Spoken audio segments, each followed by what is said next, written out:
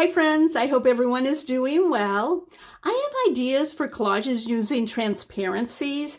I need to make some transparent papers first, so I thought it'd be fun to film a tutorial at the same time. I have ultra bleeding tissue paper in my stash, so I won't be showing that process in this video. I have a separate tutorial on my channel on how to make this type of collage paper. I'll link that video in the description area if you're interested. For this video, I'll show you how I altered deli paper, used tea bag paper, and tissue paper.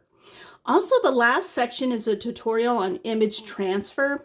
Nowadays, it's a common technique among artists, but I wanted to include it anyway since it yields a transparent ephemera. So let's get started. One thing before we start, I need to prep the tissue paper by applying a thin coat of matte medium to strengthen it. I wish I could remember the artist's name that suggested doing this step. Before learning this process, I consistently tore the tissue paper when painting or monoprinting it. It still occasionally tears, but not as often. So the first thing we do is put down a trash bag, then place the tissue paper on top of it. This step helps the tissue paper to peel up easily after the matte medium dries. I like to use liquid matte medium with an old brush for this process. The tissue paper is cut into manageable sizes between 4 to 5 inches by 7 to 8 inches. I start applying the matte medium in the center of the tissue paper and brush outwards. I find that it puts less stress on the tissue paper.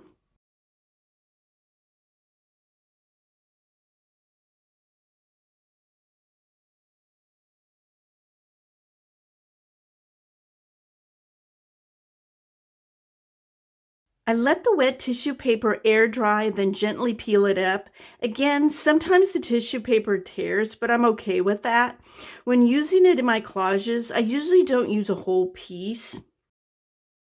Now that the tissue paper is prepped, we're ready for the first marking technique.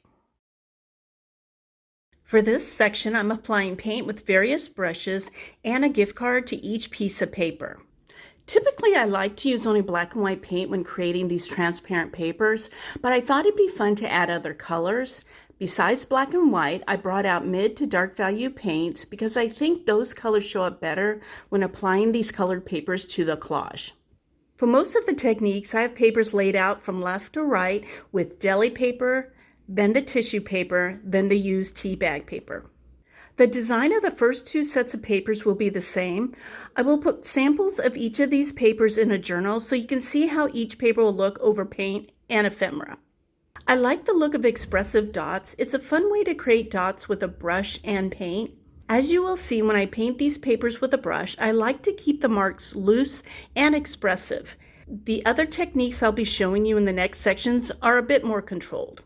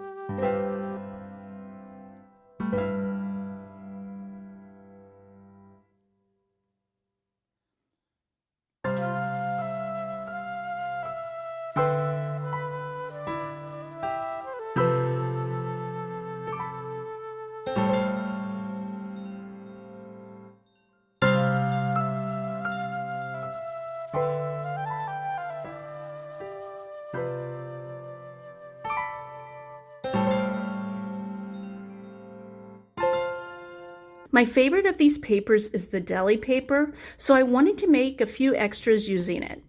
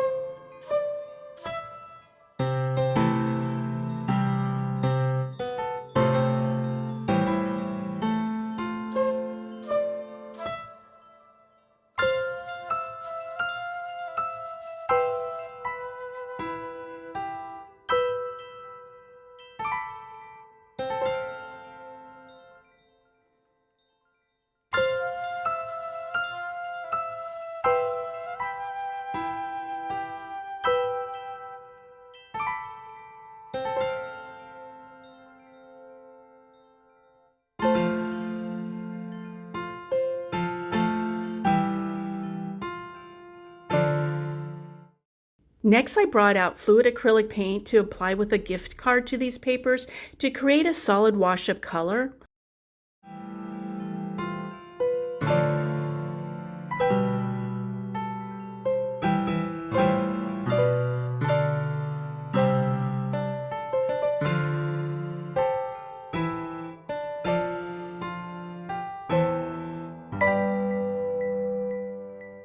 All three of these paint bottles are old, so I wasn't too surprised that the naphthalene red light had thickened up. I love the expressive mark that was made, so I wanted to try a few more with the matte acrylic paints.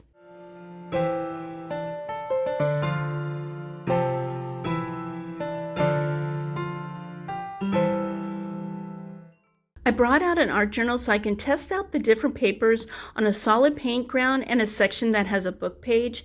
I will do this step for each marking technique except for the previous one. This way you can see how each paper looks on 3 different surfaces.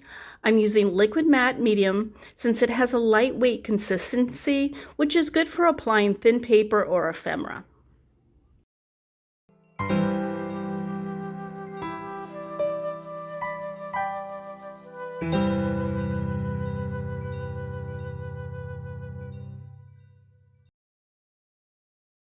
Next, I brought out a few handmade stamps to use with the same paint from the previous technique and black ink to mark the papers. I only have black ink on hand, but you can use color ink as well. I prefer mid to dark color inks so the stamp image on the transparent paper will show once you adhere it to the collage. Let's start by using the ink. This first set of papers will be used in the journal, so that's why I'm using the same stamp for each one. I don't mind if the stamp image isn't perfect. Variation adds interest to an artwork.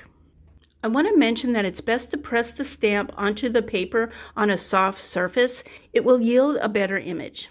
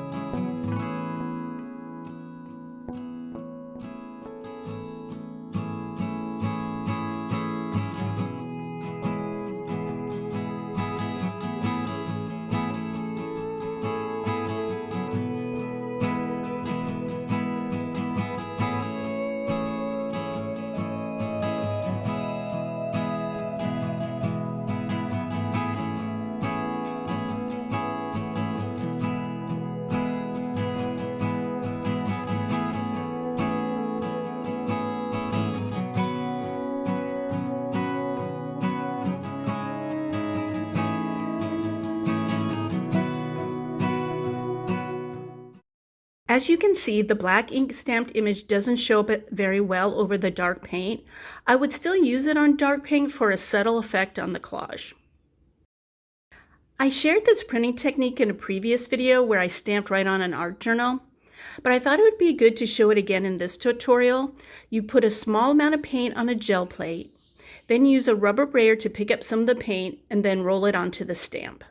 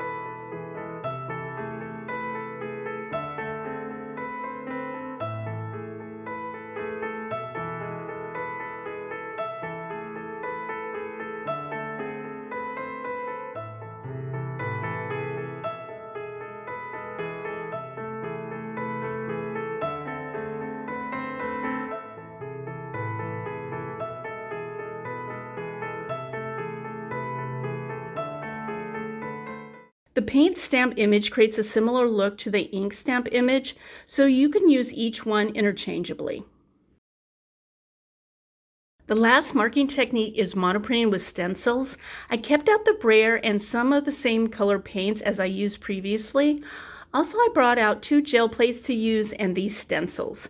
Since all 3 of these papers are thin, I suggest using less paint than you normally would use when monoprinting. The tissue paper and the used tea bag paper fit nicely on this gel plate. I put both on the gel plate at the same time with the next stencil as well.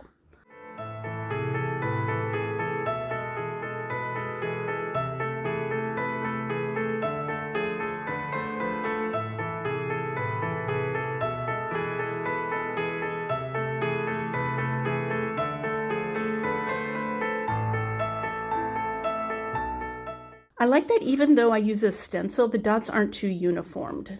These dotted papers will be used to put in the journal for our samples.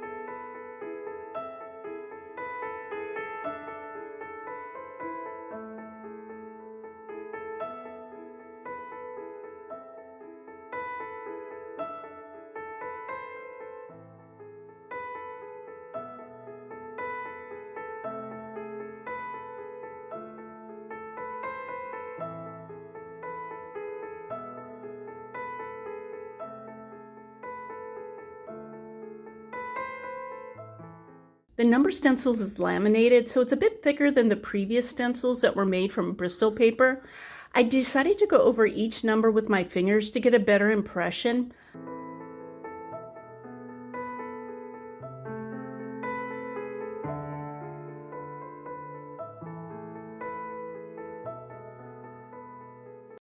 I'm happy with the way this stencil deli paper turned out. I'm using the smaller jelly plate this time.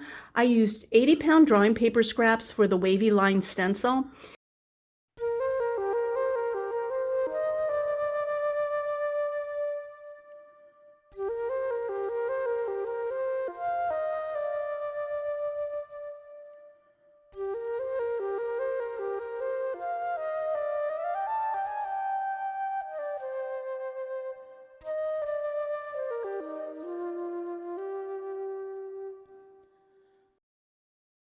Even though I don't mind imperfect prints, I'm using my fingers to get a bit more of the paint on the used teabag paper.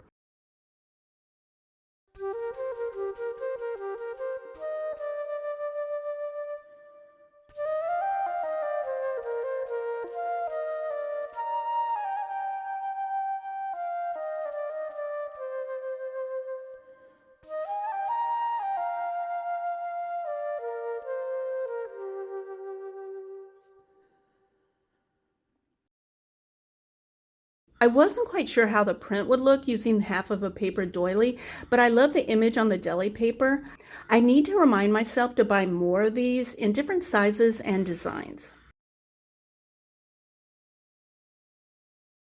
After gluing the final samples in the journal, my paper preference in order are the deli paper, then the used teabag paper, then the tissue paper. I like the look of the deli and the used teabag papers. The tissue paper doesn't seem as transparent, but I'll use them in my collage practice to test them out. I don't typically use image transfers in my collages, but for the ones I want to create using transparencies, I thought it'd be good to have some of these images. I brought out a few magazine images and pages from an old encyclopedia. The other supplies for this technique are packing tape, scissors, a container to hold water, and I like to use a bone folder to smooth out the packing tape. I'm going to start by applying the packing tape to some of the papers on camera, but I'll do the rest off camera to save time.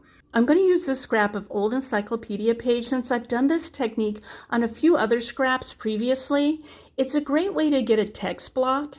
It's a good idea to slightly overlap the packing tape on the larger images so the packing tape will stay intact. I like the design of this small magazine image with the text block that's off-center on top of the gray square. I'm curious to see how it'll look after the paper is removed from the packing tape. This technique can yield unexpected results, so remember that if your results are different than what you expected.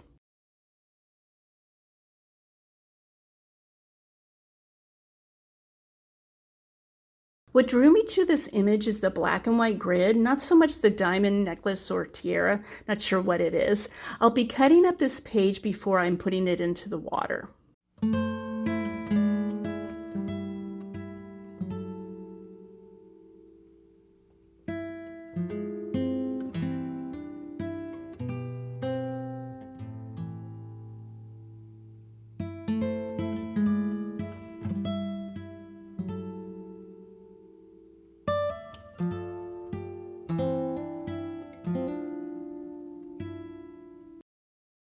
You'll see that there's 5 similar images of these buildings. I chose these images because I wanted to see how the final packing tape image would look after the paper was removed. I'm hoping for a subtle transparency.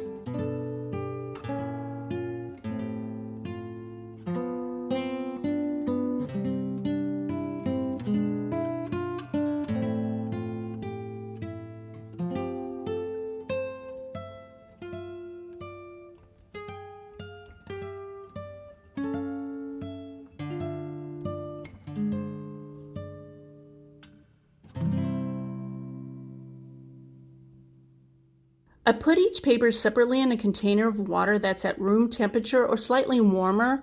I seem to get faster results, but I have seen other artists use cold water. I suggest that you do a test to see which works best for you. Let the paper stay in the water for a few minutes.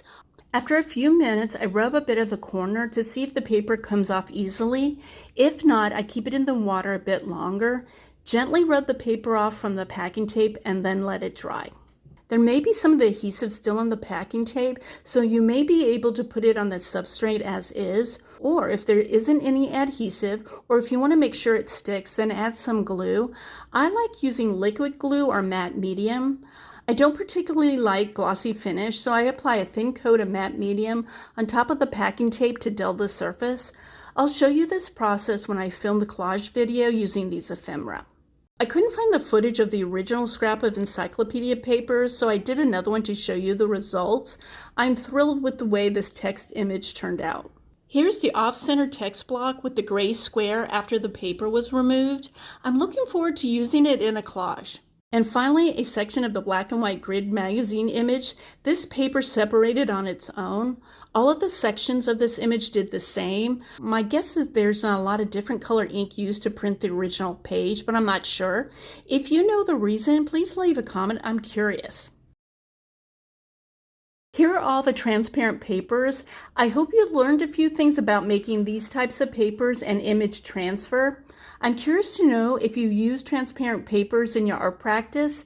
Have you tried any of these techniques before? Let me know in the comments section. Also, please let me know if you have any questions.